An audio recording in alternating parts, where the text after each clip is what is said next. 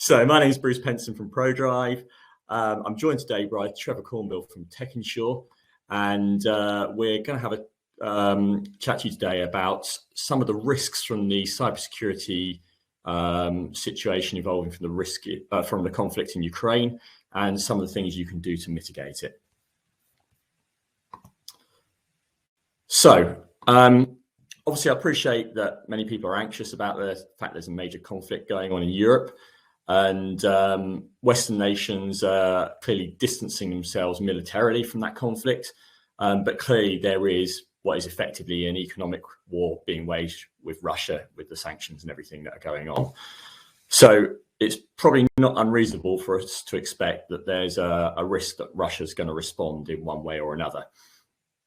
And the government's very concerned about this. And one of the areas they're really concerned is around cybersecurity, and the National Cybersecurity Centre and both Information Commissioner's Office have both issued warnings and guidance about this.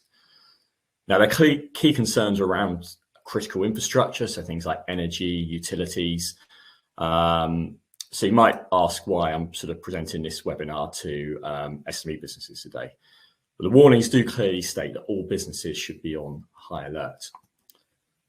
So let's sort of consider really why you should be worried. So obviously, government's primary concern is infrastructure, but they are saying other firms are at risk. So I think to understand why, we need to have a little look back at some of the facts around cybercrime and how that's linked to Russia. So firstly, Russia's widely believed to have some of the most advanced cyber warfare capability in the world. And whilst there have been many recorded cyber attacks on Ukraine that have been linked back to Russia, there was really expected to be a massive cyber attack as part of this offensive that they're doing, which most analysts believe hasn't happened yet. Many observers sort of have the theory that Russia have not launched this attack yet because they're worried it might spill over to Western nations and provoke an even more escalated response than there is at the moment. So some history about this, which we'll talk about in a little bit.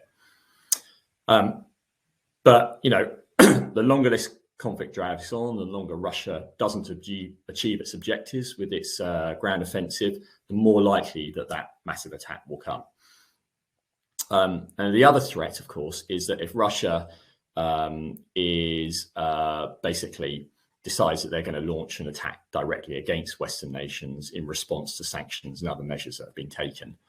So again, there's potential, even if that was against critical infrastructure, could be spillover from that, or it could be that they use other firms as a means of entry to those energy utility companies that they might be targeting.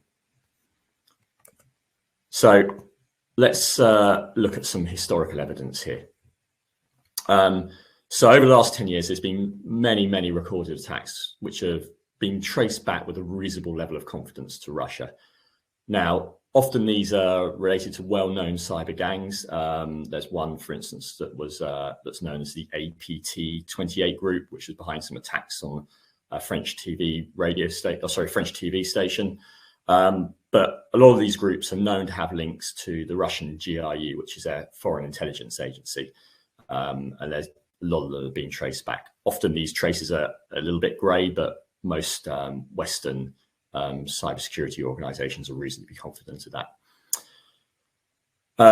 And I talked about this risk of overspill. So one of these attacks, which is very well documented, was one called the NotPetya attack, which was originally targeting organizations in Ukraine, I believe financial organizations, but ended up spilling over into most Western countries. As far as the UK is concerned, two very significant companies that were affected were WPP and DLA Piper. It's very well documented. I think both those companies had their entire IT systems pretty much taken out for at least a week, and with disruption for significantly longer. So the risk that a lot of us are worried about at the moment is a repeat of this kind of scenario. So what can you do about it? Now, I'm afraid I'm not going to tell you anything you probably haven't heard before, especially if you've been to some kind of cybersecurity briefing or watched one of these webinars. What I will say is, if you have been to a briefing before, or watched a webinar, or had a consultant in, but not got around to implementing some or any of the recommendations, perhaps time was tight or budgets didn't allow you to, now really is the time to do it. So I will just summarize some key preventative actions, and these are the things that really should be at the top of your list. And generally speaking, they're not hugely difficult things to do. So the first thing is, make sure all your user accounts have strong, unique passwords. When I say unique, I mean you're not using the same password in another system, and by strong, 10 digits or more. Make sure that every single one of your systems that supports it, and particularly any system that you can access from the internet, such as a cloud service, a VPN, or any kind of remote desktop, has multi-factor authentication enabled. So you need to use something else other than your password to allow you to get in. Make sure your servers and PCs are fully patched and any network devices are updated. And make sure you're training your staff on cyber threats in general, but also the fact that there's an increased level of risk at the moment. And final one, just disable any third-party access that you don't require, such as maybe old staff who have left, or any system admins that you might have that no longer required. So if a major event does happen, and go back to that not petcha one, there's a reasonable chance that even firms that have taken the recommended precautions could get affected. Now, as I said, Russia's got some very advanced cyber warfare capability. A lot of the malware that comes out from Russia is completely unique, so existing systems might not be able to protect against it if they haven't seen it before. So the best prepared firms are those who are basically prepared for the eventuality of an attack. They're firms that are accepting they will get hit at some point in time.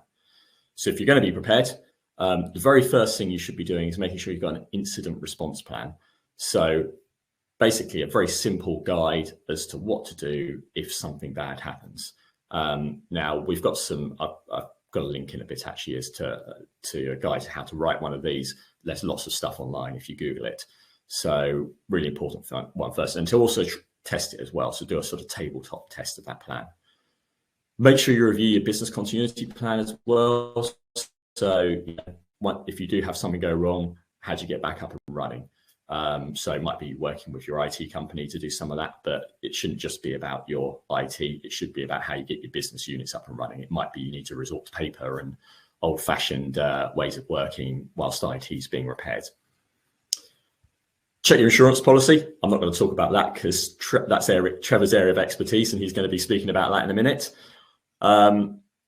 But do make sure that you speak to your IT people, and wherever you can, that you've got logging enabled on your systems. If you do have an attack that's successful, it will help trace where it's happened from, or where it's come from, and to be able to sort of shut that door.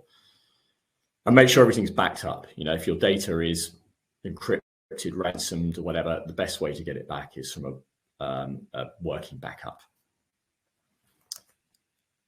So just a final bit from me, a couple of resources there. These slides will go out, by the way, so no need to write this down. National Cybersecurity Centre, brilliant resource. It's the government's, obviously, their organisation that provides advice to businesses to the country around cybersecurity. Loads of stuff on there. There's a specific web page that's dedicated to this. And we've got a guide to writing a very simple cyber incident response plan on our website as well. So with that, I'm going to hand over to Trevor. Let's go talk a bit about insurance. Thank you very much, Bruce.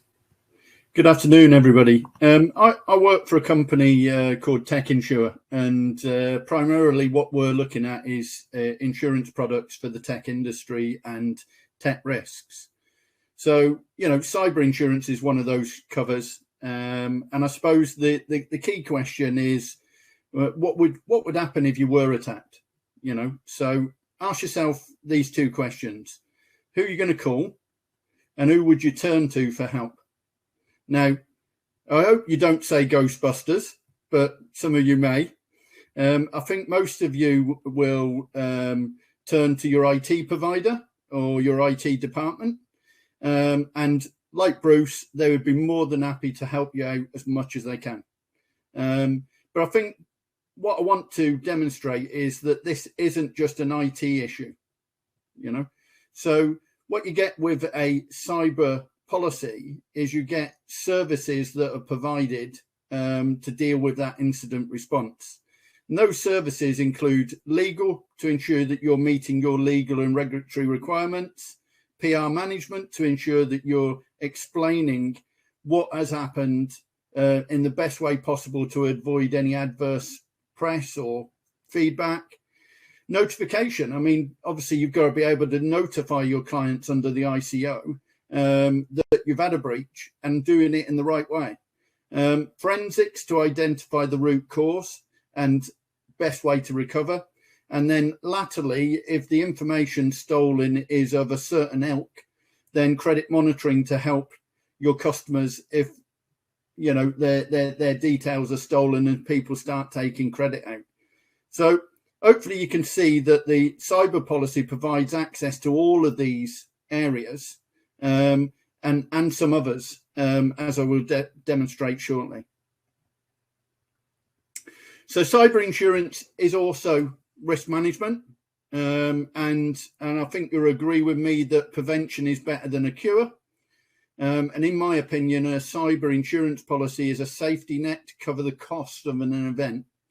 But the key is stopping them getting in the first place. And as Bruce has demonstrated, there's several ways that you can help yourself to do that. But what I wanted to explain is that your cyber policy, if you do have one, will provide some of these areas as well. It will help you.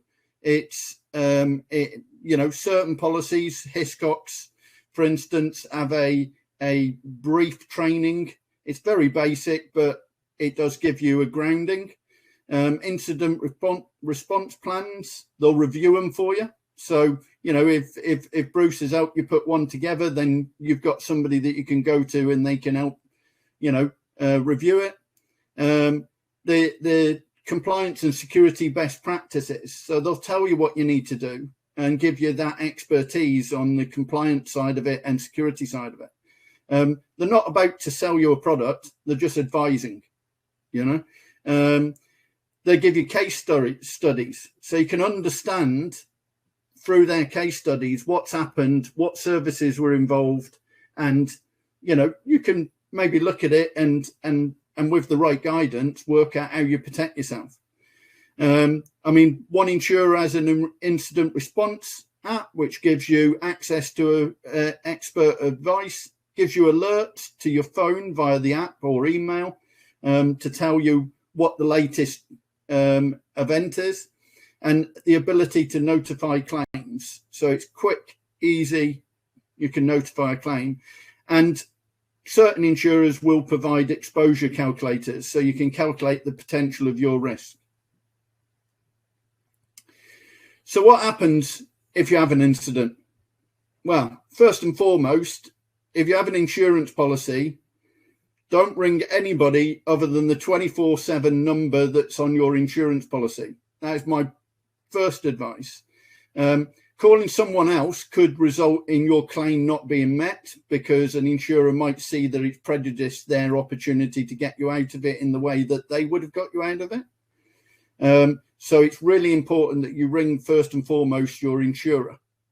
You know, you'll then go through an assessment process. So they'll assess what has happened, you know, what you need to get your business up and running, and what services need to get involved at that stage. Right. And then forensics will assess your business to investigate the extent of the incident and the best way to recover. And then you have the recovery. So this is where they get you up and running. You're back to square one, hopefully, and you're doing your normal day's business.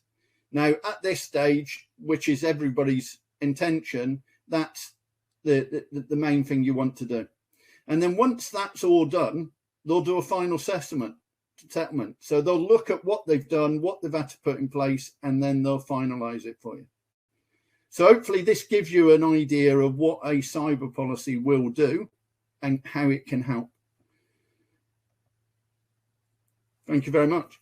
We'll wrap up there. So Thanks everyone for attending. Thanks, Trevor, for your insights on insurance there. I don't think people probably look at it enough and know enough about the benefits that the insurer can help them provide to help them in this sort of situation. Thank you very much. And as I said, the slides will go around, and if there's any follow-up questions, you've got our contact details here. Thanks everyone. Bye then. Thanks.